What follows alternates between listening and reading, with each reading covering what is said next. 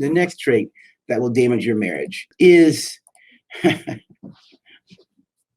no, I'm not going to tell you. No, I'm not going to tell you.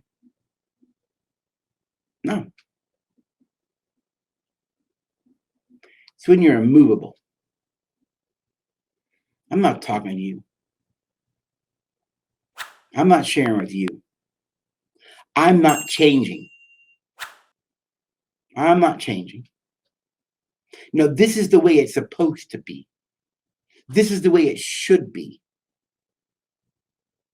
It's called when you are immovable, when you're rigid, too structured, perfectionistic, dare I say? But it doesn't have to be perfectionism. That's the thing. Perfectionism isn't about being immovable. These are people who have to live life in a structure, and their structure is their security. Get it?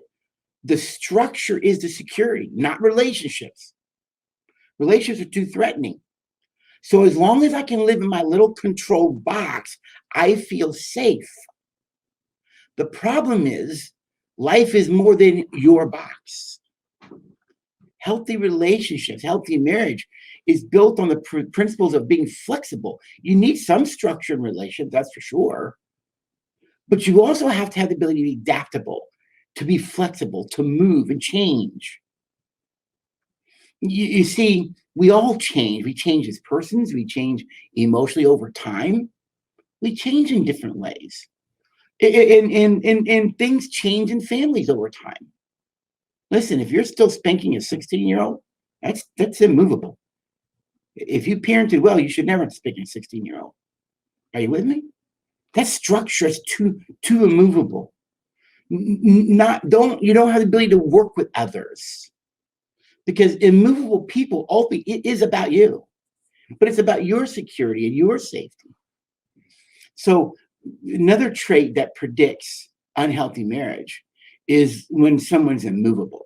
They're rigid, they're structured, they want control. The immovable is going to show up as a control. It's real simple. It just shows up as a control. Why? Because you don't have the ability to be flexible, adaptable. There is power in living a life of adaptability, flexibility. Because life changes. Let's be honest. You want proof of a life of being flexible? COVID. One day last year, I think it was March 17th, everything shut down. Everything shut down. I remember that because I was supposed to see Michael Bublé in concert, and that got shut down. I've been waiting for years. And in that day forward to this day, everything changed. Everybody's homeschooling. Are you with me? And those who are able to be flexible and adaptable did well. Those who are immovable couldn't do well. That's why a lot of marriages were also hurt. Because now you're around each other 24/7 every day. Did you move to flexibility? Did you become adaptable to each other? Or did you stay in the immovable, structured way of the dysfunction before? You see, the next trait that will harm your marriage is being immovable. The inability to be flexible and adaptable. Now, the next trait that will harm your marriage is the inability to live fully in the present. To be fully in the present. You're hearing a lot today of the term mindfulness. Mindfulness really is a skill you develop to live in the present. You know how many people in life today, and I would argue the majority of Americans today, they don't know how to live fully in the present because they still have an emotional umbilical cord attached to some issue or issues back there in their past. Or they're afraid of what might happen tomorrow. And as long as you live in anger and unforgiveness and pain and hurt, which are issues from the past, and fear and insecurity and worry, which are really about things that haven't happened yet tomorrow, guess what? You cannot fully live in the present. And you know where life happens? In the present. This past week, my wife, again, we the family are getting over COVID. We've got it all together. And if you join me a little bit late, this is my COVID cough, so forgive me on that, all right? But Lola started back to work a little bit before me, and I went and picked her up from work, and she said to me, I want to give you an affirmation. I said, what's that? She said, I appreciate that you know how to live in the present and that you don't live in extremes of past or tomorrows. And I said, really? And she shared me why she felt that way, because something that happened at work and reminded her of my ability to live in the present and my stance of being in the present. Peace is right here, right now.